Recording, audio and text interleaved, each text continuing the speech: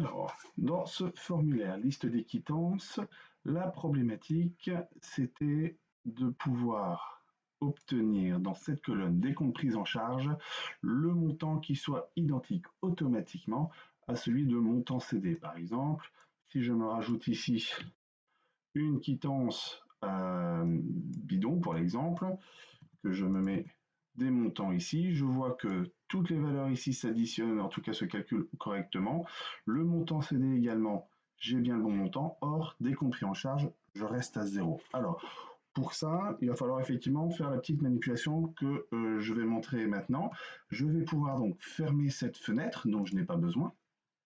Je vais faire apparaître le volet ici. Pour faire apparaître le volet sur la gauche, c'est donc la touche F11 qui me permet de faire apparaître tous les objets du fichier Access.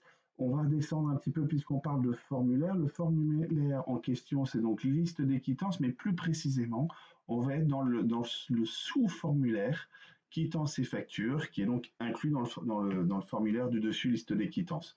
Ce qui fait qu'ici, quittances et factures sous formulaire, je double-clique dessus et me revoilà. Alors j'ai feuille de propriété, pour le moment je vais fermer cette feuille de propriété qui ne me sert à rien pour le moment, je dis bien, je vais devoir la faire réapparaître après, mais pour bien comprendre, me voilà ici avec le sous-formulaire que je vais mettre en plein écran.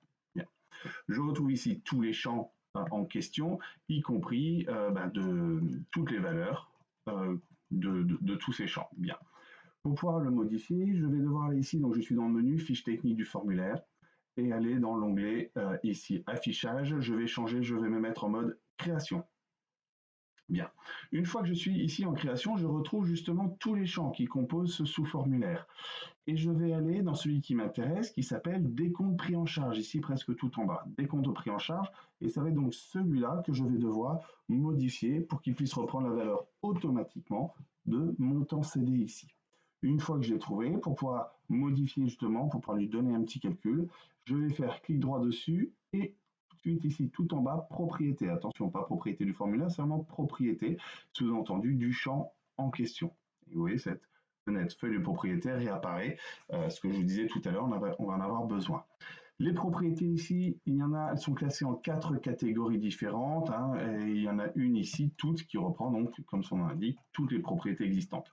Celle qui nous intéresse est donc dans les données ici, le deuxième onglet, où vous voyez le tout premier s'appelle source de contrôle. Source de contrôle, on va avoir des comptes pris en charge. Ça veut dire quoi? Ça veut dire qu'il va prendre tout simplement la valeur des comptes pris en charge enregistrés qui va afficher à ce niveau-là. Nous, c'est pas ce qu'on veut.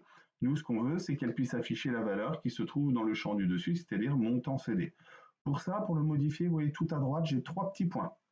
Je vais donc cliquer sur ces 3 petits points. Alors, pour les faire apparaître, bien sûr, j'ai cliqué dans cette propriété ici. En cliquant dessus, j'ai les 3 petits points qui apparaissent. Je clique et me voilà dans le générateur d'expression. Alors, sur cette fenêtre, il y a beaucoup de choses, mais en fait, c'est très simple pour notre problématique. J'efface qu'il y a déjà écrit dans cette zone, et je vais simplement lui dire ce que je veux, c'est de voir le montant cédé à cet endroit-là. Donc je vais faire défiler la liste vers le bas, la liste des différentes catégories d'expression, jusqu'à temps que je retrouve montant cédé qui se trouve ici. Je double-clique dessus, ça me fait apparaître à ce niveau-là. Une fois que c'est apparu, il me suffit de faire OK. On voit qu'ici maintenant c'est écrit égal montant cédé. Très bien, l'opération est faite. Je n'ai plus besoin de ce sous-formulaire, je vais pouvoir le fermer. Regardez bien, c'est important, il me propose d'enregistrer les modifications. Bien sûr que je mets oui, sinon on aura fait ça pour rien. Me revoilà ici, je retourne dans la liste des quittances, je retrouve la quittance en question, celle que j'avais créée ici, la AAA pour l'exemple, et je vais donc tout à droite et je vois bien que décompte pris en charge ici correspond à 1150 €, c'est-à-dire exactement la même valeur que montant cédé. Je vais refaire un autre exemple éventuellement, cette fois BBB. Ok, hop, je mets des valeurs bidons, je suis sur BBB, je vais jusqu'à droite. Et vous voyez qu'automatiquement, le montant cédé, j'ai bien donc mes 814, et décompte pris en charge, 814 également. Ce qui fait que dorénavant, ce champ-là, décompte pris en charge, prendra toujours le montant cédé.